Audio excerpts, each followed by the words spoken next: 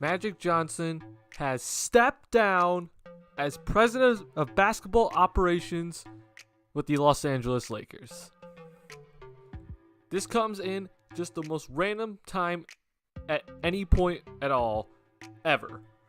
Lakers are finishing their season, and there's a whole bunch of other things going on in the NBA. The NBA is about to go into playoffs, but Magic Johnson comes out after 2 years and steps down before telling Jeannie Buss. So in this video, we're going to just break down what the Lakers have to do, obviously moving forward without Magic Johnson running the team. But I also want to look at some of Magic Johnson's moves that he did. So that's the reason why I brought up the transactions of the Los Angeles Lakers since July 1st of 2018. So actually, I'm going to go even before this. This doesn't show all the transactions, but I want to start out with what Magic Johnson basically did as his first move, and that was in the 2017 draft. He drafted Lonzo Ball at number 2 overall. And yeah, look what that's turned into. There's another point guard that also is on a California team in Sacramento named De'Aaron Fox, who is basically balling out and looks like he's going to be an absolute superstar, while Lonzo Ball can't stay healthy.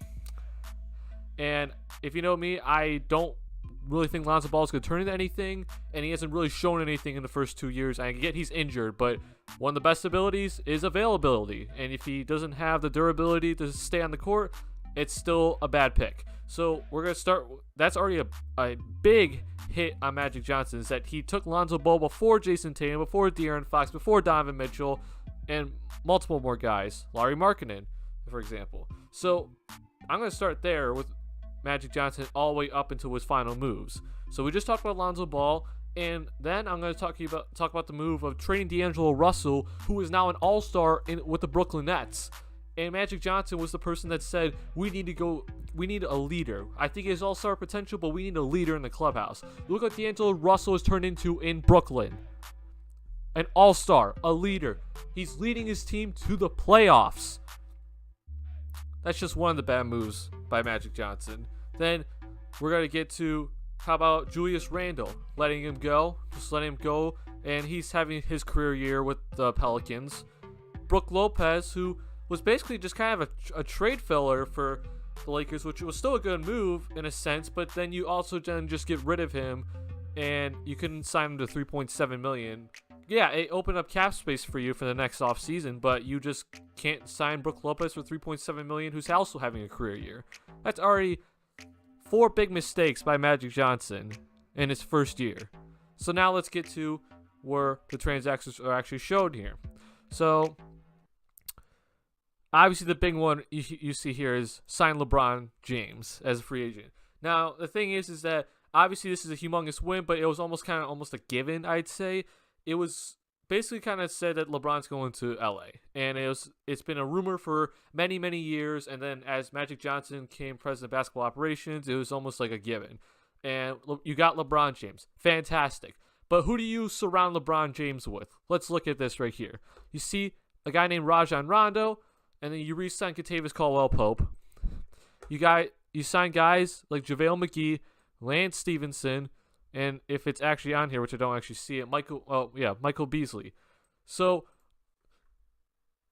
as president of basketball operations, you get a player who is considered the best player in the league, but you know that he needs more shooters around him. And this is one of his last years in his prime. You go out and get one of the worst shooting point guards ever.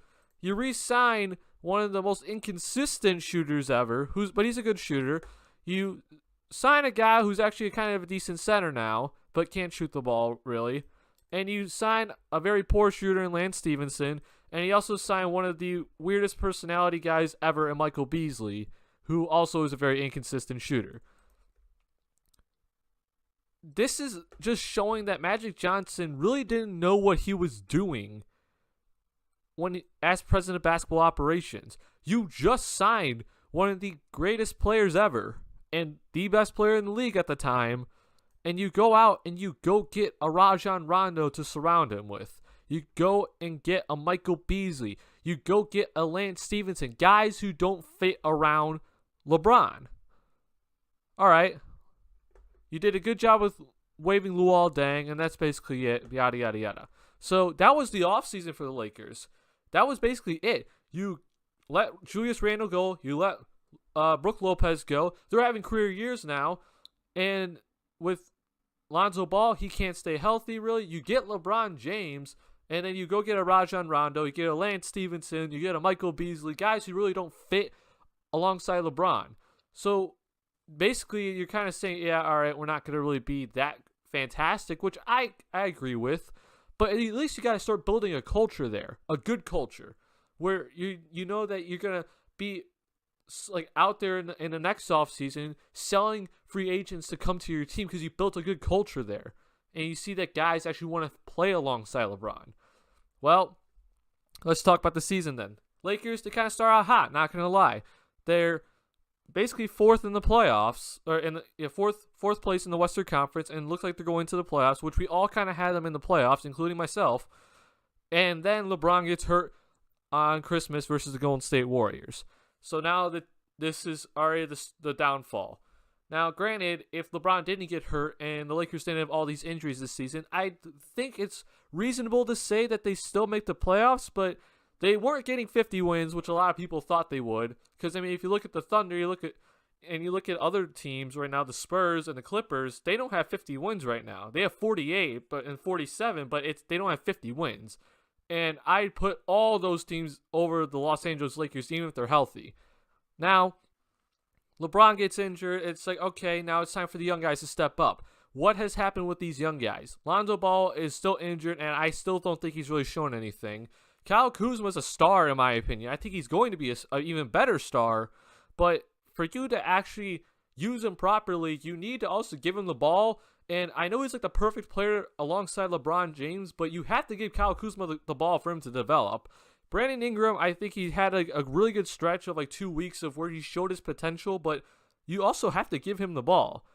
And so your young guys that you kept aren't really showing too much promise, especially your number 2 overall pick in Lonzo Ball that is supposed to be the next Magic Johnson. So what do? You're like, all right, let's start speeding up this process. We're going to start trying to win right now. So Magic Johnson's like, all right, Anthony Davis has already said he wants to come play for us. Let me go get Anthony Davis. And so Magic Johnson decides he's willing to trade half of his team to go to the Pelicans for Anthony Davis. And all this did was completely derail the locker room, derail the team chemistry, and the Lakers started to really struggle. Not a good look, right? So that was basically it, though. And so in 2 years, let me just say, the Lakers haven't done anything really fantastic. And after the whole Anthony Davis issue went through, then it was you traded Michael Beasley and Zubac, who's actually a pretty decent player for the Clippers, for Mike Muscala, and trying to make a win-now move. Nothing really worked out there. You got Reggie Bullock, which was also another win-now move, and that really didn't work out either. So not good moves by the Lakers. And so now we get to April 10th.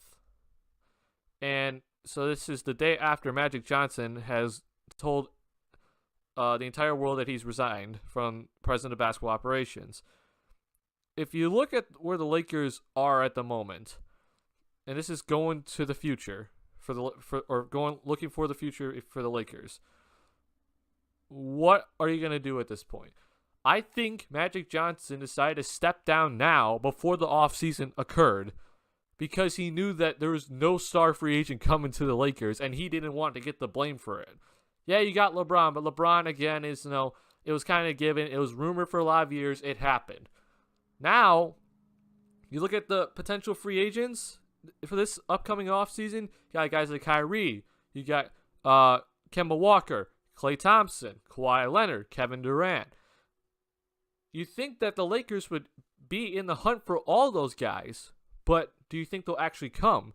We've already heard that a lot of players have already said that they don't want to play alongside LeBron because they don't want to share the spotlight or really give all their spotlight to LeBron because he's just going to take it. And if the team starts losing, all the blame is on this other star player that's not named LeBron. And if they start winning, all the credit goes to LeBron.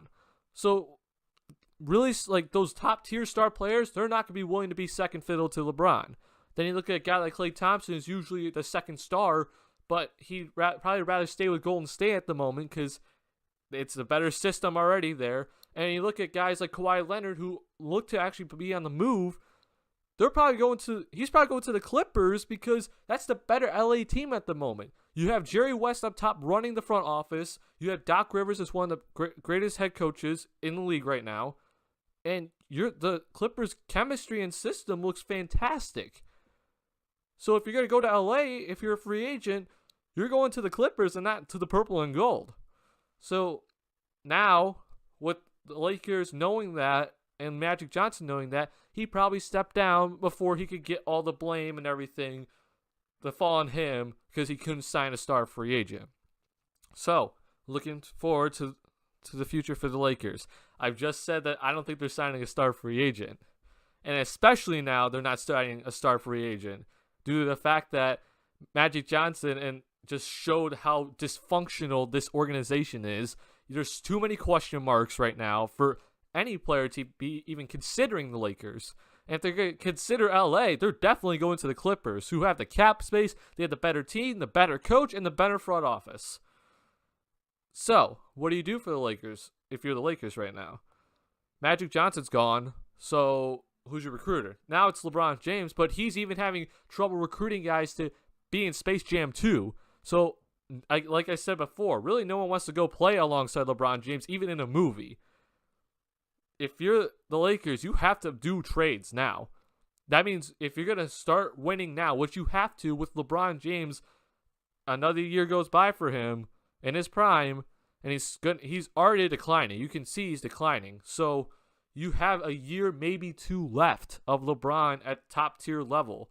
You have to trade your young guys and your draft picks now if you're going to get a championship. And even then, if you go get an Anthony Davis or you go get another star player, I think the Lakers still won't have a good chance of winning a championship, especially if the Golden State Warriors decide to stay together.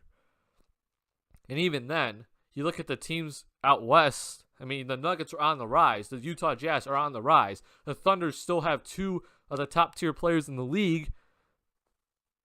I mean, you look at younger teams like the Mavericks coming up. The Kings are coming up. It just gets harder.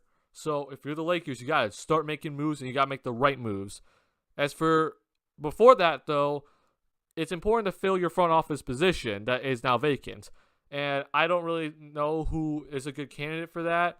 My first thought is always David Griffin, but I don't think the Lakers are going to be doing something like that. Shaq tonight said Kobe.